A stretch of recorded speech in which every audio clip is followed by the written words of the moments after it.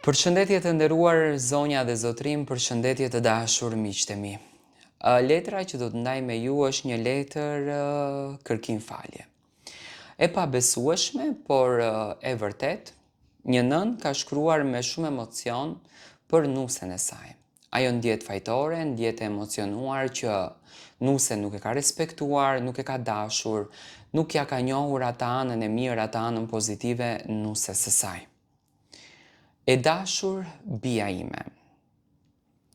Po ta shkruaj këtë letër me duart që më dridhen dhe me zemër që ka mbajtur për shumë vite një barte për të rëndë. Nuk e di nëse do ta dëgjosh deri në fund. Nuk e di nëse do të gjesh forcën të më falësh, por e di se nuk dua të largohem nga kjo jetë pa të thënë të vërtetën. Unë që po e shkruaj këtë letër jam vjera jote mirëvetja. Për shumë vite të kam lënduar, të kam folur ftohtë, të kam gjykuar pa të njojtur. Të kam bërë të ndjehesh e huaj në shtëpinë ku duhej të ndihesh e bi. E di që asnjë fjalë nuk mund t'i fshi lotët që ti ke derdhur. Netët pa gjumë dhe dhimbjen që të kam shkaktuar, por sot dua të të kërkoj falje me të gjithë qenien time. Kur ti u bëre pjesë e familjes son, unë nuk të pash si vajzën që kishte ardhur me shumë dashuri. Të pash si dikë që po ma merrte djalin. Në fakt ishte frika ime dhe jo faji yt. Kisha kaluar gjithë jetën duke e rritur me mundime, me sakrifica, me net pa gjumë dhe me lotë që askush nuk i pa. Kur ai filloi të të donte ty më shumë se çdo gjë, zemra ime e dobët nuk e kuptoi se dashuria e një djalit për gruan nuk ja pakëson dashurim për nënën. Në vend që të gëzohesha që ai kishte gjetur lumturinë, unë luftova kundër saj. Çdo buzëqeshje e jotja më dukej sikur po më sfidonte. Çdo vendim që merrnit bashkë më dukej sikur mua më përjashtoni nga jeta. Nuk e kuptova se po luftoja me hijet e mia dhe jo me ty. Më fal për çdo herë që të kam folur me zë të lartë. Më fal për çdo fjalë që të kam thënë. Fjalët i kam thënë para të tjerëve vetëm që të ndihesh e vogël. Më fal për çdo ditë kur nuk ta hapa derën e zemrës. Më fal për çdo darkë ku nuk mund ta mbushja pjatën me dashurinë që e meriton një bi. E di që shumë herë ke hyrë në dhomë dhe ke qarë fshehurazi. E di që ke buzëqeshur para djalit tim që ai të mos e kuptonte sa shumë të kisha lënduar.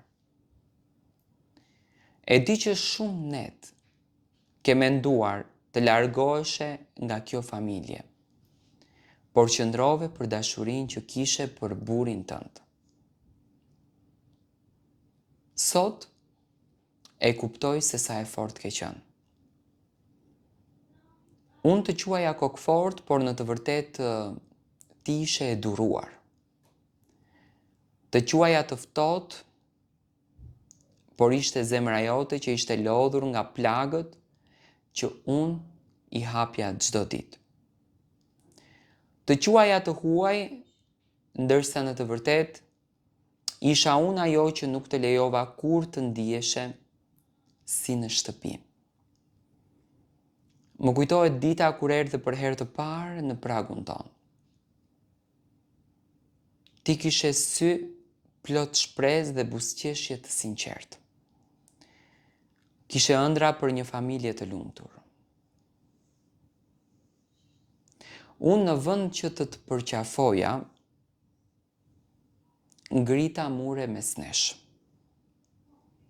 Ti trokite shumë herë në zemrën time. Por unë nuk hapa derë. Sa shumë gabova. Kam menduar gjatë këto vite, çdo natë kam folur me ndërgjegjen time.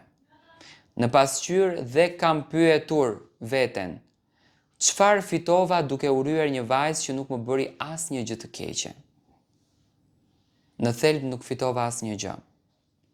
Humba buzëqeshjen tënde, humba besimin tënd, humba mundësinë të quaja bie me zemër. Humba vite që nuk kthehen më. Më fal që të bëra të ndjeshe sikur nuk ishte mjaftueshme. Më fal që nuk të pagëzova kur arrije diçka. Më fal që nuk të falenderova kur kujdeseshe për shtëpinë, për djalin tim dhe për të gjithë ne. Më fal që mora si detyrim gjithçka që bëje me dashuri. Kur u bëre nën mendova se do të ndryshoje. Pristja të gaboheshe, që të fajsoja përsëri, por ty u bëre një nënë e mrekullueshme. I faleve fëmijëve të tu dashurinë që nuk dita të ta fal ty. Dhe atëherë fillova të kuptoj se problemi nuk kishe qenë kurti. Problemi isha unë. Ishte krenaria ime, egoja ime, frika ime nga vetmia, mundësia ime e vjetër. Besimi i gabuar se nusja duhet të vuaj që të fitoj respektin e familjes. Sot e di se respekti nuk fitohet duke lënduar. Dashuria nuk ndërtohet me urrejtje. Familja nuk bashkohet me fjalë të hidhura. Kam parë shumë gra që bëhen vjera dhe harojnë se dikur dhe ato kanë qenë nuse. Edhe unë harova. Harova lotët e mi të dikurshëm dhe pa e kuptuar të detyrova ty të qaje për të njëjtën arsye. Sa padrejtësi. Nëse do ta kisha mundësinë ta ktheja kohën pas, dita e parë që do të vije në shtëpinë tonë do të ishte ndryshe. Do të të përqafoja fort, do të thoja mirë se erdhe bi, kjo është edhe shtëpia jote. Do të të pyesja se si ndjesh, do të të ndihmoja të përshtateshe, do të isha pranë teje kur kishe frikë. Do të të mbroja kur të tjerët të gjykonin, do të isha një nënë e dytë dhe jo një armike. Por koha nuk rikthehet, na mbetet vetëm pendimi. Dhe pendimi është plagë që nuk shërohet lehtë. Nuk po ta shkruaj këtë letër që të më quash të mirë. Nuk po t'i them këto fjalë që të harrosh gjithçka. Nuk po ta lë këtë letër që të më justifikohesh. Po ta shkruaj sepse dua të vdes me ndërgjegjen më të lehtë duke e pranuar fajin tim. Nëse një ditë do gjesh forcën të më falësh, do të jetë dhurata më e madhe që mund të marr ndonjëherë. Këto janë fjalët e kësaj nëne adresuar nusës së saj.